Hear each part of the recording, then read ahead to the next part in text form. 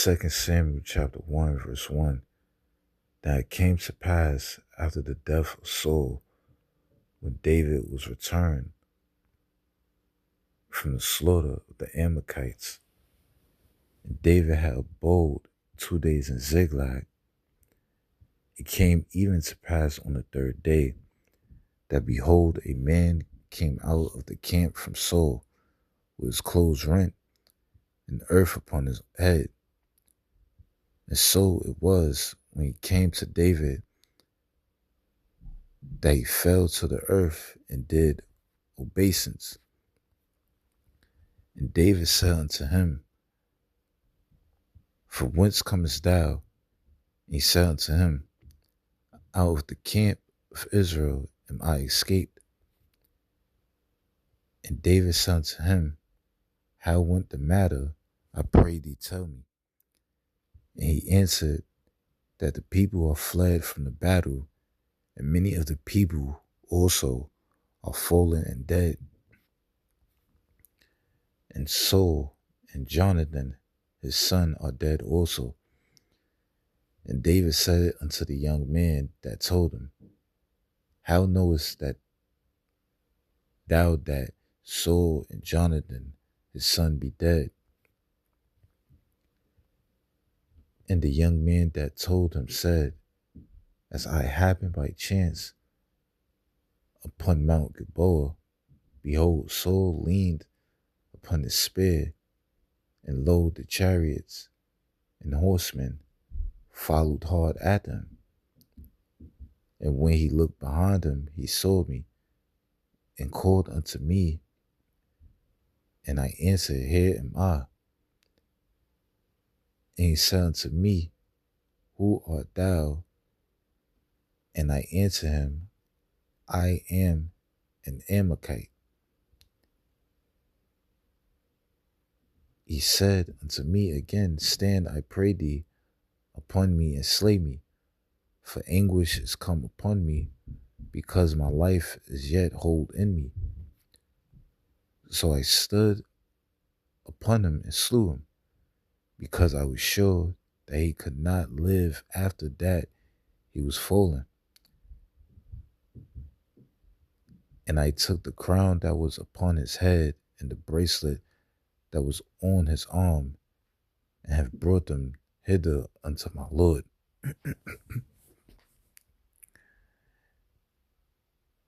Right, so this Amalekite claimed to have put Saul to death, hoping to receive mercy from David, because it was known that Saul hated David. It was known that Saul had sought to put David to death. So this Amalekite is claiming to have put Saul to death.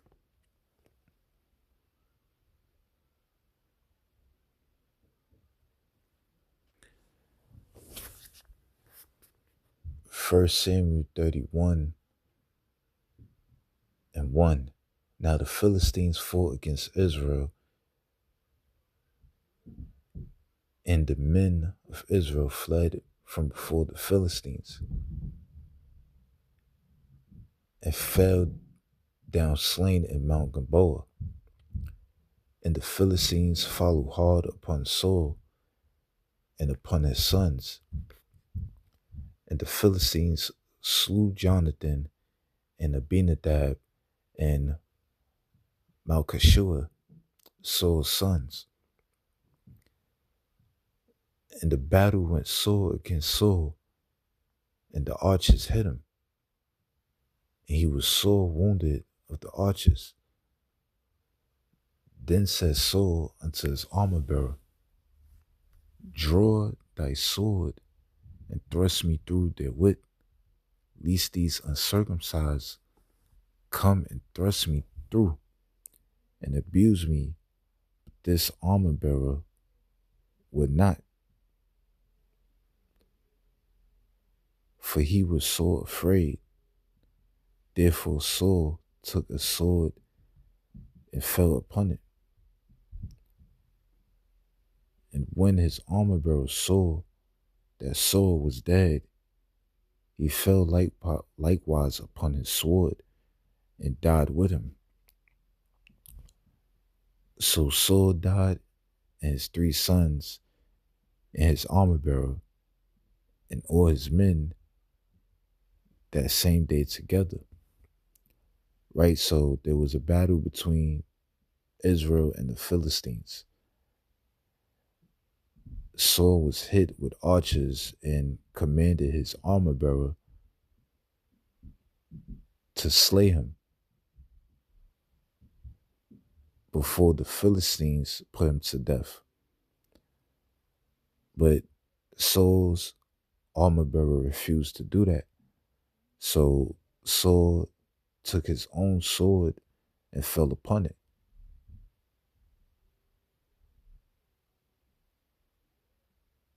So Saul committed suicide. He killed himself. And when his armor bearer saw that Saul was dead, he fell likewise upon his sword and died with him. Right? So King Saul committed suicide and his armor bearer committed suicide.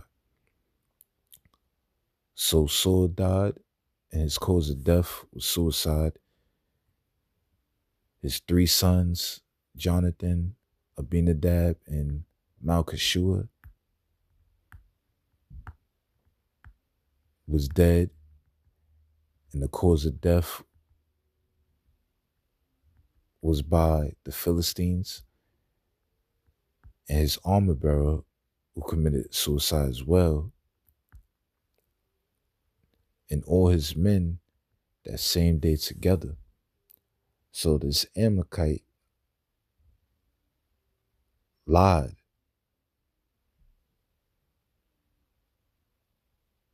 But again, he said to David that he killed Saul, hoping that he will receive favor, because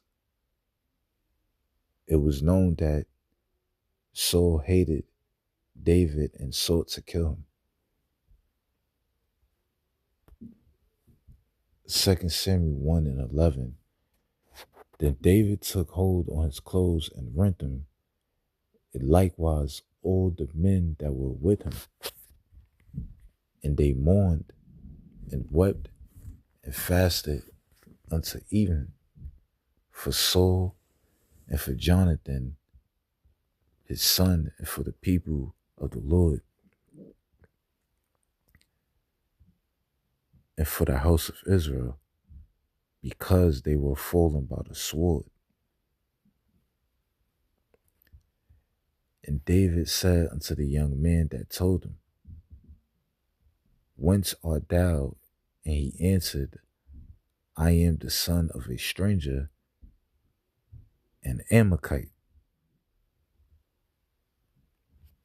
And David said unto him, How wast thou not afraid to stretch forth thy hand to destroy the Lord's anointed? Right? So David said unto the Amalekite, How is it that you were not afraid to destroy the Lord's anointed? So David acknowledged Saul as the Lord's anointed. Saul was anointed as the king of Israel by Samuel, who was a prophet of the Lord. And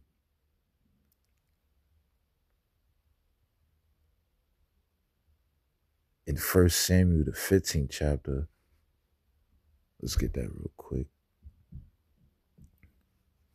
1 Samuel chapter 15, start verse 1.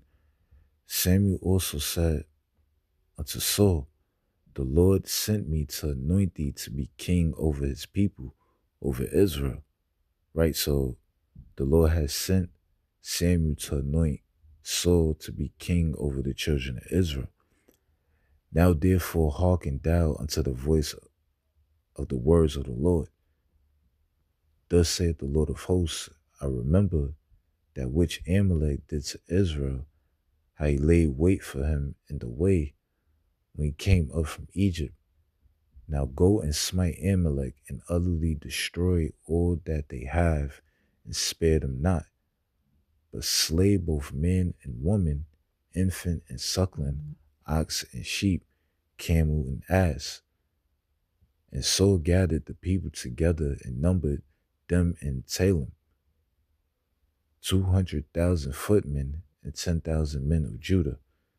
And Saul came to a city of Amalek and laid wait in the valley. And Saul said unto the Kenites, Go depart, get you down from among the Amalekites, lest I destroy you with them. For ye show kindness to all the children of Israel when they came up out of Egypt. So the Kenites departed from among the Amalekites. And Saul smote the Amalekites from Havilah until thou comest to Shur, that is over against Egypt. And he took Agag, the king of the Amalekites, alive, and utterly destroyed all the people with the edge of the sword. But Saul and the people spared Agag and the best of the sheep, and of the oxen, and of the fatlings, and the lambs, and all that was good, and would not utterly destroy them. But everything that was vile and refused, that they destroy utterly. Then came the word of the Lord unto Samuel, saying, It repents in me that I have set up Saul to be king, for he is turned back from following me, and had not performed my commandments. And it grieved Samuel, and he cried unto the Lord all night. And when Samuel rose early to meet Saul in the morning, it was told Samuel, saying, Saul came to Carmel, and behold, he set him up a place, and is gone about, and passed on, and gone down to Gilgal. And Samuel came to Saul, and Saul said unto him, Blessed be thou of the Lord, I have performed the commandment of the Lord. And Samuel said, What meaneth this? Then this bleating of the sheep in my ears, and the lowing of the oxen which I hear. And Saul said, They have brought them from the Amalekites, for the people spared the best of the sheep and of the oxen to sacrifice unto the Lord thy God, and the rest we have utterly destroyed. Then Samuel said unto Saul, Stay, and I will tell thee what the Lord has said to me this night. And he said unto him, Say on. And Samuel said, When thou wast little in thy own sight, was thou not made the head of the tribes of Israel? And the Lord anointed thee king over Israel. And the Lord sent thee on a journey and said, Go and utterly destroy the sinners the Amalekites, and fight against them until they be consumed. Wherefore then didst thou not obey the voice of the Lord, but didst fly upon the spoil, and didst evil in the sight of the Lord? Right, Saul did evil in the sight of the Lord because he did not obey the Lord's commands. The Lord commanded Saul through Samuel to slay all the Amalekites, spare them not, and destroy everything they have. But Saul spared Agag and took the best of the flock. So that was evil in the sight of the Lord, because he did not obey the Lord's command. And Saul said unto Samuel, Yea, I have obeyed the voice of the Lord, and have gone the way which the Lord sent me, and have brought Agag the king of Amalek, and have utterly destroyed the Amalekites. But the people took of the spoil, the sheep and oxen, the chief of the things which should have been utterly destroyed, to sacrifice unto the Lord thy God in Gilgal. And Samuel said, Had the Lord as great delight in burnt offerings and sacrifices as in obeying the voice of the Lord? Behold, To obey is better than sacrifice. It's hearken than the fat of rams, right? So it's better to obey the voice of the Lord than sacrifice. For rebellion is as the sin of witchcraft, and stubbornness is as iniquity and idolatry. Because thou hast rejected the word of the Lord, he had also rejected thee from being king. Right? So Samuel told Saul that the Lord had rejected him from being king of Israel.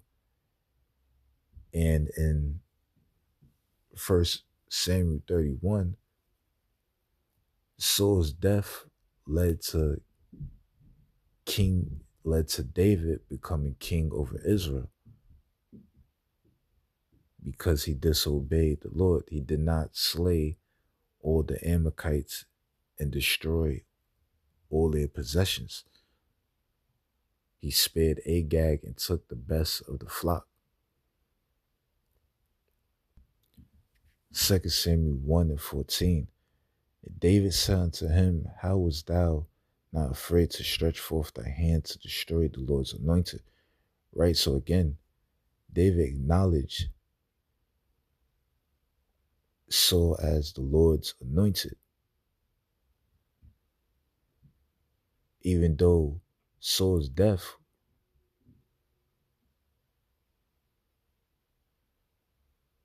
was leading up to David being king over Israel.